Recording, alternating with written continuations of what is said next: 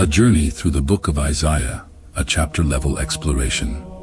Part 1. Judgment and Hope for Jerusalem, chapters 1 through 39. Chapter 1 presents an indictment against the rebellious nation of Judah, comparing their moral corruption to Sodom and Gomorrah, while calling them to repentance and offering a choice between cleansing or destruction. Chapter 2 envisions a future global peace, when all nations stream to the exalted mountain of the Lord, contrasted with a warning against human pride and the impending day of divine judgment.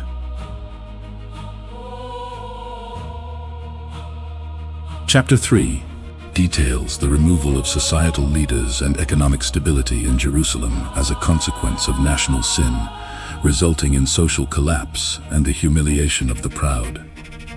Chapter 4 promises a future remnant that will be purified and protected by God's glorious presence, symbolized by a cloud by day and a flaming fire by night over Mount Zion.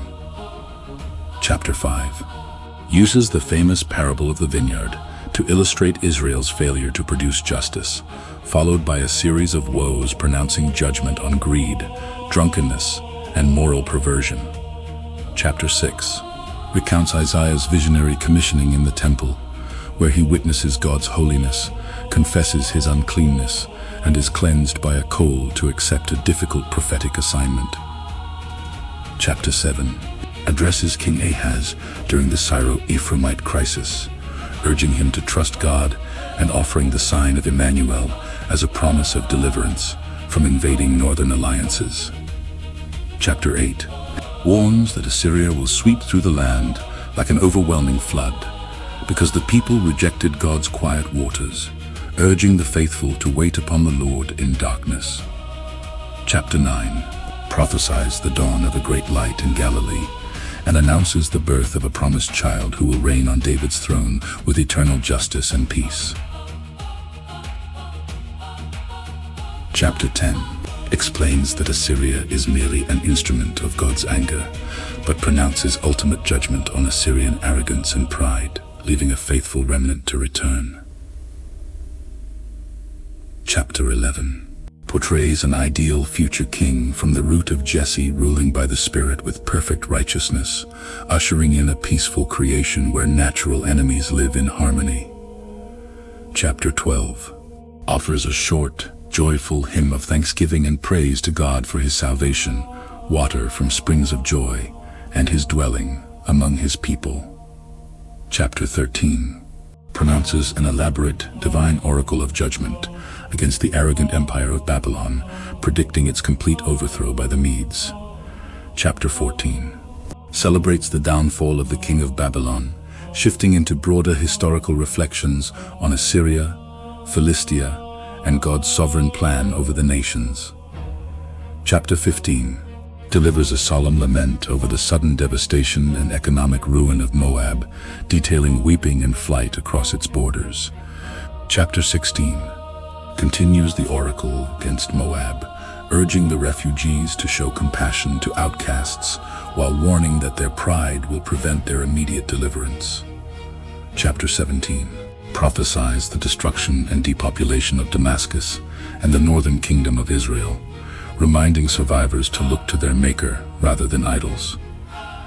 Chapter 18 sends a message to a distant maritime land of tall, smooth-skinned people, noting that God watches quietly before executing his judgment on the nations.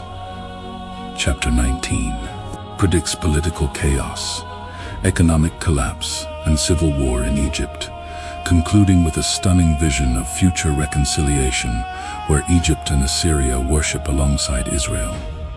Chapter 20 acts out a prophetic warning by walking naked and barefoot for 3 years to symbolize Egypt and Cush's impending captivity by Assyria. Chapter 21 presents brief, unsettling visions concerning the fall of Babylon, Edom, and Arabia, highlighting watchmen waiting anxiously through the night. Chapter 22 rebukes the leaders of Jerusalem for reckless partying and frantic defensive preparations during a siege, culminating in a prophecy against the royal steward Shebna. Chapter 23 pronounces an oracle of economic ruin against the wealthy Mediterranean trading port of Tyre, predicting its temporary dormancy and eventual restoration. Chapter 24 describes a global catastrophe where the earth is laid waste, polluted by its inhabitants who have broken ancient moral laws, leaving only a remnant to sing.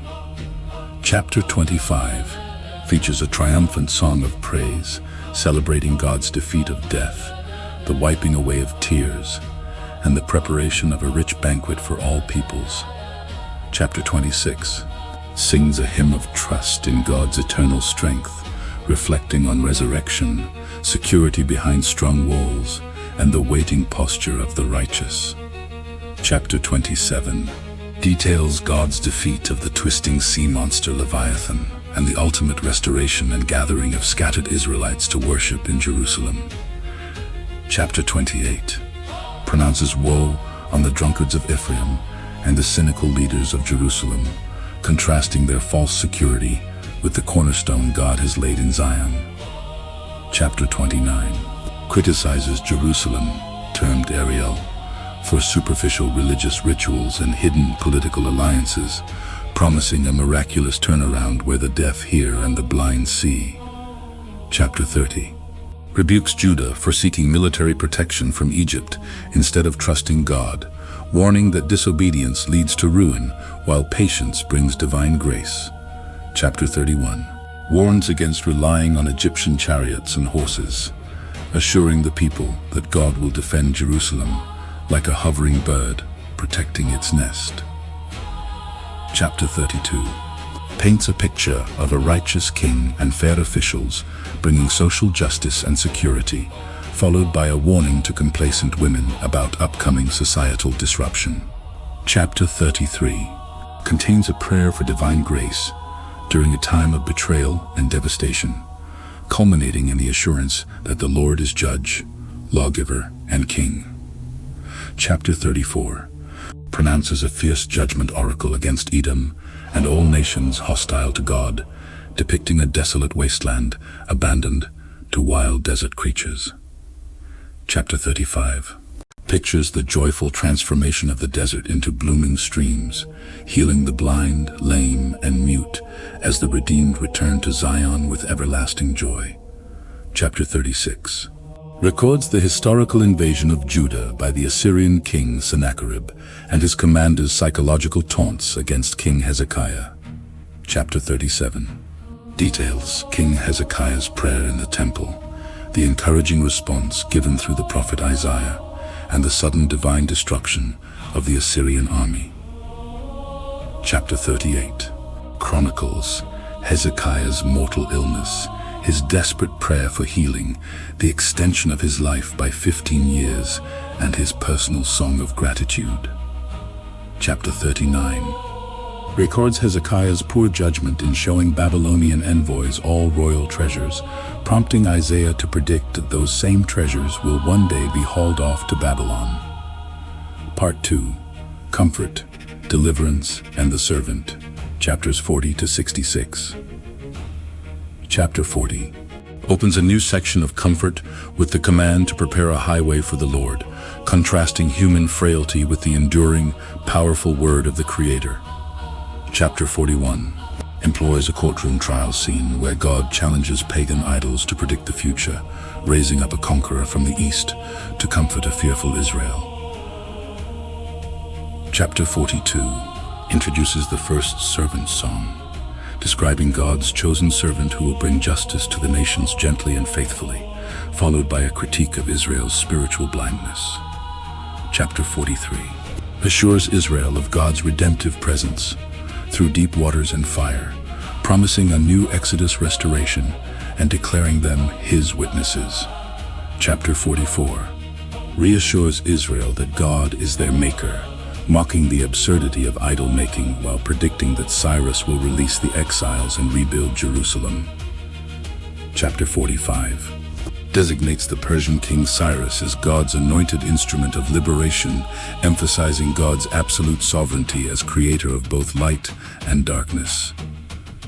Chapter 46 contrasts the Babylonian idols, which must be carried on beasts of burden, with the God who carries, sustains, and protects his people from birth to old age.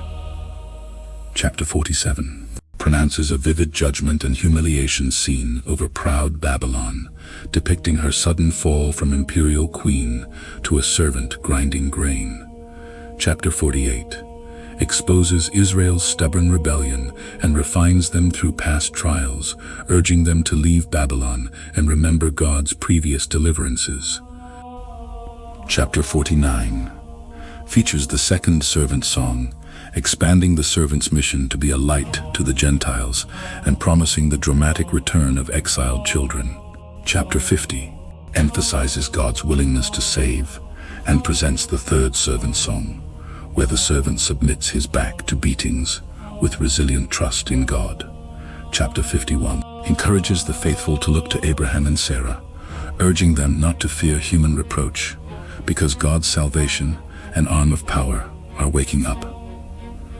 Chapter 52 calls Jerusalem to wake up and put on her garments of strength, because her redemption has come, immediately introducing the beginning of the fourth servant song.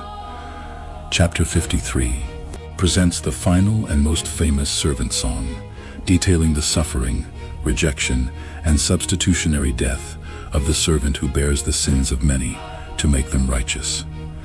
Chapter 54 uses the metaphor of an estranged wife restored by a loving husband to depict God's unfailing covenant of peace and protection over Jerusalem.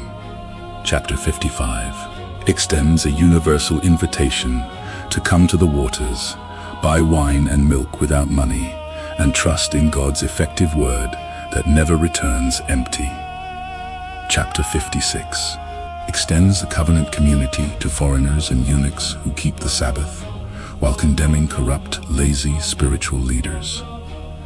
Chapter 57 condemns Israel's widespread idolatrous practices and spiritual adultery, offering comfort, healing, and peace to the lowly and repentant spirit. Chapter 58 contrasts empty, mechanical religious fasting with true fasting, which involves loosing chains of injustice, feeding the hungry, and caring for the oppressed. Chapter 59 states that human sin creates a barrier separating people from God, leading to systemic injustice until God himself intervenes as a warrior to bring redemption. Chapter 60 portrays a radiant future, Jerusalem shining with the glory of God, drawing nations, kings, and scattered children back to her illuminated gates.